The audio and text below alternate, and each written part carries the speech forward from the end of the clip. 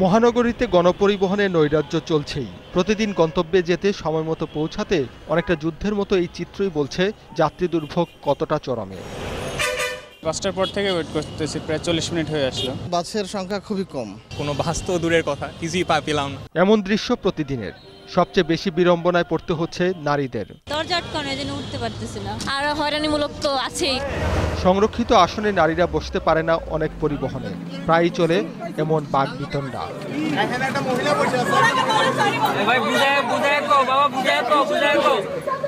অতিরিক্ত ভাড়া আদায়ের পক্ষে যুক্তির অভাব নেই মালিক পক্ষের। তাদের দাবি প্রতিদিন দিতে হচ্ছে ৮০০ থেকে ১৪০০ টাকা চাঁদা। প্রতিদিন চাঁদা কালেকশন করতেছে অতিরিক্ত, কিস্তির গাড়ি টাকা পরিশোধ করতে পারতাছি না।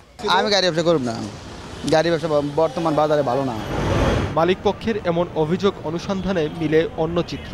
চাঁদাবাজি চক্রের হুতা হিসেবে উঠে আসে এক মালিকের নাম। রাজা হেল্পার ছিল, তারপরে গাড়ির ড্রাইভারি করছে। আমাদের রোডে যত গাড়ি চলতো সব গাড়ি থেকেও তারপরে আর কি চাঁদা নিত আর কি। আবার আমাদের রোডের থেকেও অনেক চাঁদা উঠায় ভাই ও কোনো পরিবহন এমডি শিট কিনে নিতে পারে।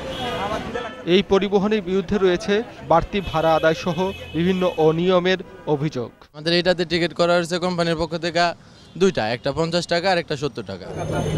অভিযোগ সম্পর্কে বক্তব্য জানতে চাইলে এড়িয়ে যান ভিআইপি পরিবহনের ব্যবস্থাপনা পরিচালক আব্দুর রাজ্জাক।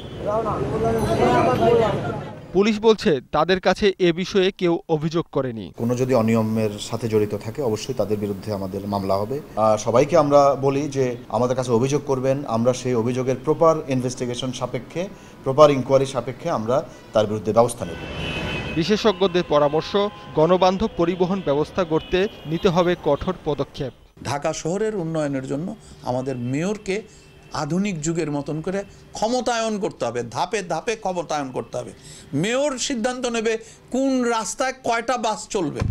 আমাদেরকে এটা টোটাল প্ল্যানিং করতে হবে। আমাদের বড় প্রবলেম হলো সমন্বিত প্রোগ্রাম আমরা করতে পারি না। বিআরটিসিকে যদি ঠিক করা যেত এবং বিআরটিসির আন্ডারে যদি এই বাসগুলোকে পরিচালনা করা যেত তাহলে কিন্তু যাত্রীদের জন্য অনেক সুবিধা কিন্তু যাত্রীরা ভোগ করত।